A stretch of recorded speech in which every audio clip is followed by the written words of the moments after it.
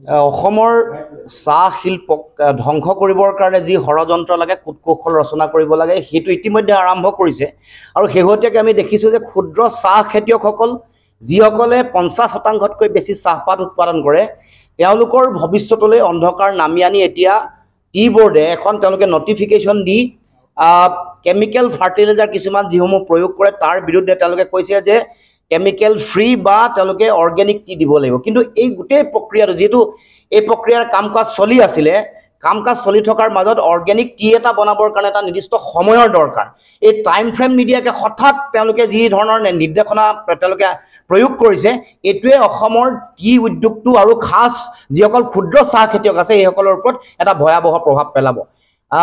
যি সময়ত অসমৰ মুখ্যমন্ত্ৰীয়ে প্ৰমোদ ভ্ৰমণ কৰি আছে সেই সময়তে এতিয়া আমি দেখিবলৈ পাইছো যে আমাৰ ক্ষুদ্ৰ চাহ খেতিয়কসকল যিসমূহ বটলি ফেক্টৰী যিসকল মালিক আছে তেওঁলোক সংকটত পৰিছে ক্ষুদ্ৰ চাহ খেতিয়কসকল অসমৰ আমাৰ খিলঞ্জীয়া থলুৱা তেওঁলোকৰ খেতিয়ক আৰু যিসকলে বটলি উদ্যোগ তেওঁলোকে গঢ়ি তুলিছে তেওঁলোকো আমাৰ ইয়াৰ স্থানীয় ব্যৱসায়ী গতিকে একেলগে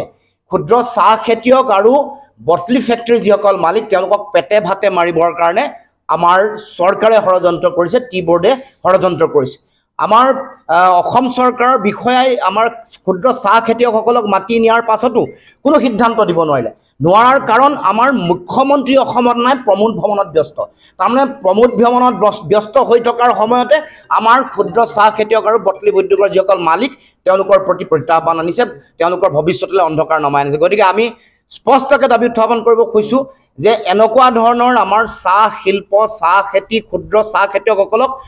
ভয়াবহ ভৱিষ্যতৰ মাজলৈ ঠেলি দিয়া যিকোনো ধৰণৰ ষড়যন্ত্ৰমূলক সিদ্ধান্ত কোনো কাৰণতে গ্ৰহণ কৰিব নোৱাৰিব প্ৰয়োজন সাপেক্ষে এনেকুৱা ধৰণৰ নিৰ্দেশনা কাৰ্যকৰী কৰিবলৈ হ'লে প্ৰয়োজনীয় যিটো সময় লাগে সময় নিৰ্ধাৰণ কৰিব লাগিব এফালে ক্ষুদ্ৰ চাহ খেতিয়কসকলৰ চাহপাত লোৱা নাই কিন্তু বৃহৎ যিসমূহ পুঁজিপতি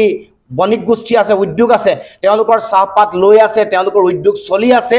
কাৰণ তেওঁলোকৰ লগত চৰকাৰৰ এটা গোপন সম্পৰ্ক আছে নিৰ্বাচনৰ সময়ত তেওঁলোকৰ পৰা পুঁজি লয় আৰু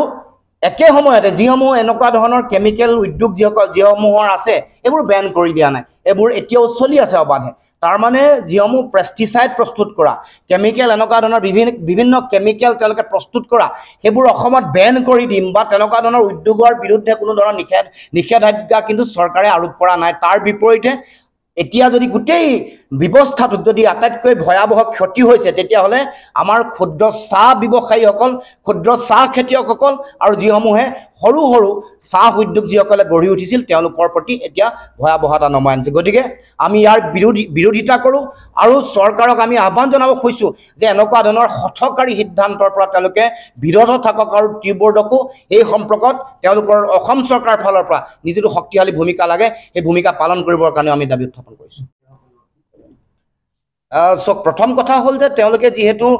পুঁজিপতি বণিক গোষ্ঠী যিসমূহ ডাঙৰ ডাঙৰ চাহ উদ্যোগ আছে সেইসমূহৰ পৰা তেওঁলোকে ৰাজনৈতিক তেওঁলোকে চান্দা সংগ্ৰহ কৰে তেওঁলোকে বিভিন্ন ধৰণে তেওঁলোকৰ আৰু তাৰ উপৰিও এনেকুৱা ডাঙৰ ডাঙৰ উদ্যোগবোৰ আমাৰ যিসকল আমাৰ মন্ত্ৰী আছে মুখ্যমন্ত্ৰী আছে তেওঁলোকৰ পত্নী পৰিয়ালে তেওঁলোকে কিনা বেচা আৰম্ভ কৰিছে গতিকে দুটা কথা আছে এটা বহুজাতিক ডাঙৰ ডাঙৰ কোম্পানীবোৰৰ ওপৰত তেওঁলোকে বিভিন্ন ৰাজনৈতিকভাৱে তেওঁলোকৰ ওপৰত দায়বদ্ধ আৰু দ্বিতীয়তে যিহেতু মন্ত্ৰী বা বিধায়ক তেওঁলোক এই বাগান কিনাত আৰম্ভ কৰিছে তাৰ কাৰণে ক্ষুদ্ৰ চাহ খেতিয়ক যিসকলে আটাইতকৈ বেছি চাহ উৎপাদন কৰে তেওঁলোকৰ ভৱিষ্যতৰ প্ৰতি তেওঁলোকে লক্ষ্য ৰখা নাই বা তেওঁলোকৰ ভৱিষ্যত ভাল হ'বৰ কাৰণে তেওঁলোকে প্ৰাপ্য যিটো অধিকাৰ পাব লাগে তেওঁলোকৰ খৰচ হয় এতিয়া 12-13 টকা 11 টকা কিন্তু তেওঁলোকে দাম পায় 8 টকা এই যিটো ব্যৱস্থা এইটো যিটো সমতুলকৰণৰ কাৰণে যিটো প্ৰয়োজনীয় যিটো দায়িত্ব সেই দায়িত্ব কিন্তু চৰকাৰে পালন কৰা নাই পৰিকল্পনা প্ৰস্তুত নাই কৰা তাৰ বিপৰীতে কেৱল মাত্ৰ বহুজাতিক কোম্পানী মন্ত্ৰীৰ পত্নী বা মন্ত্ৰী তেওঁলোকৰ নিজৰ বাগানৰ কাৰণে লক্ষ্য ৰাখি তেওঁলোকে পৰিকল্পনা প্ৰস্তুত কৰিছে বা তেনেকুৱা ধৰণৰ পৰিকল্পনা টি বোৰ্ডে যিবোৰ আৰম্ভ কৰিছে তাত তেওঁলোকে হাত উজান দি সাধাৰণ ক্ষুদ্ৰ চাহ খেতিয়ক বা বটলি উদ্যোগৰ প্ৰতি ভয়াবহতাৰ প্ৰত্যাহ্বান নমাই